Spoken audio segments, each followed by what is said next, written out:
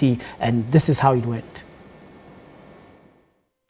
The Electoral Act is actually quite clear. They're quite stiff penalties. Some include 6-month jail terms, some include 5-year jail terms, and quite hefty fines as well in the Electoral Act itself. But quite obviously the process is started by the arrest of somebody or the investigation of whether or not an offence has been created, the opening of a docket, the arrest of the suspect, prosecution, and then levying of the sentence. So we leave that entirely to the Zimbabwe Republic Police because that's not our mandate. All right, there's a huge public that's watching right now. What would your message be to them now? My message to the Zimbabwean people is that as I'm standing here today, I'm very proud to be Zimbabwean. I'm very proud to head the Electoral Commission because of what happened yesterday. It gave me a sense of hope that it's possible for us to take our country forward. Ourselves as Zimbabweans, we showed exemplary behavior, and I would like Zimbabweans to continue along that route. The world is watching. Let us show the world that we can run our own country, that we love our country. Let us not resort to violence. We can agree to disagree, and there are routes that can be taken by those who disagree, namely go to the courts if you wish to challenge anything. All right, that's an interview with the chair of the ZEC with Peter earlier. Just an update on some of the election results that were announced a short while ago. And another live crossing will happen at around 7 o'clock this evening. So whilst we are still keeping on track, I'm with Dr. David Monyae, who is an international relations expert at the University of Johannesburg. And we were still discussing and unpacking some of the issues. We were still talking about the Zimbabweans who are in the diaspora, especially thinking about what's in it for them when they come back home. And when we are still talking about that, we also need to talk about the level of indebtedness, Dr. Monyae, of Zimbabwe. If you have to really move forward as a country and you have so much debt, where do you start and where will the money come from to be able to pay your debts with a budget of only $5.7 billion? That's a huge challenge, a dilemma for the government. But one will expect that the international community to forgive Zimbabwe in some of the debts.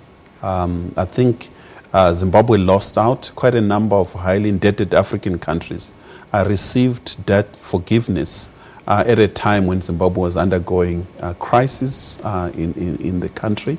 But I think with the assistance of other agencies, particularly the UNDP, has to move in. World Bank, IMF have to play a critical role. There are new banks that are being emerging from the global south, such as the New Development Bank with a branch here in Johannesburg. So you also have the AIIB. So Zimbabwe could have access to quite a number of new lenders.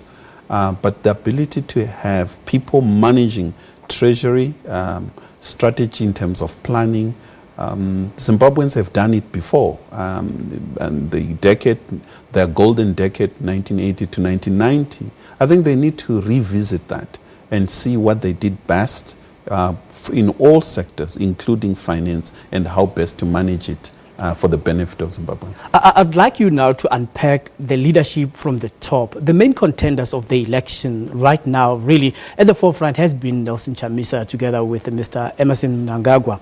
Let's look at the credibility of these leaders. People have been arguing during the build-up towards the elections that, no, Mr. Mnangagwa has been there in the administration of Robert Mugabe. So if he continues to gain power, what changes will he bring if he hasn't been able to induce any in the past? On the other hand, people are saying Nelson Chamisa is rather inexperienced, and he's still relatively young. But on the other hand, he may bring fresh ideas, fresh energy into government. So looking at these two contenders, in your interpretation, what do you think of them? They both have so much energy. It really depends where do they use that energy.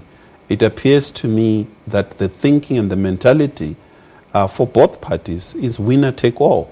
And I don't think Zimbabwe at this stage is in an era where one winner runs the show. I think there is a need to go through a phase, perhaps 5 years, and one can understand Zimbabweans are tired of government of national unity, but they have no choice. They have to unite around key issues to ensure that there is a bit relative peace, stability, good policies, and really rally Zimbabweans around key issues, which is central to beef up the economy to a level that at least you don't have massive number of Zimbabweans leaving their country. I think that is needed. And you look at the credibility, Mr. Mnangagwa, he's a shrewd, pragmatic strategist. And as a matter of fact, one would even argue that since 1980, he has been behind President Robert Mugabe. And we all sing songs and talk about President Robert Mugabe. But the real brains behind President Robert Mugabe has always been him and few others. And you can see without Mnangagwa, President Robert Mugabe, former president, he can't really make sense on anything other than the question of age.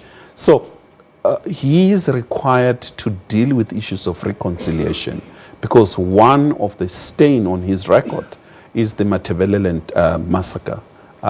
Therefore, I think working with MDC, there is a need for a national unity, reconciliation, to deal with those wounds of the past, as well as to ensure that he actively participates in the economy. As much as there's no trust, he has been there, but one would see that he has energy to change, and that should not be left outside the thinking and strategizing in terms of taking Zimbabwe forward. A man who wants to change, he knows his sins, he knows the mistake that they've been making. I think he's eager to see in his late age, mid-70s, late 70s, that he wants to real change. And think Zimbabweans should take advantage of that. But having said that, when you look at Nelson Chamisa, he is in African sense relatively young, 40, very energetic, and there are quite a number of issues, reckless in terms of talking, I mean, lack of experience, but nonetheless, I think he's very genuine in terms of what he really wants to do for the country. And if he unites, and the unity is not just at a national level, I think he needs to pay more attention in uniting his party. The last 5 years, what has been happening within MDC, it really gives us a picture that there might be tension going forward should he become the president. There's a lot of tension within MDC, which is a lot of issues unresolved. Yes, this divided attention of key component issues regarding turning Zimbabwe around politically and economically. How do you think this MDC alliance is really going to function going forward? Do you foresee that the internal wranglings of this political party will rather bring it down? If they unite and rise above their petty individual ambitions and rally around a Zimbabwe strategy, and I think what disappoints me is the lack of that Zimbabwe strategy. I think you see each party pulling in different direction, and these elections are all about what went wrong in the past. I think there's a need for all political parties and Zimbabweans in general to look forward. What is it that Zimbabwe needs now? How can it relate with itself and with neighbors and with the international community? What is it that we need to do? And that unites us beyond carrying flags and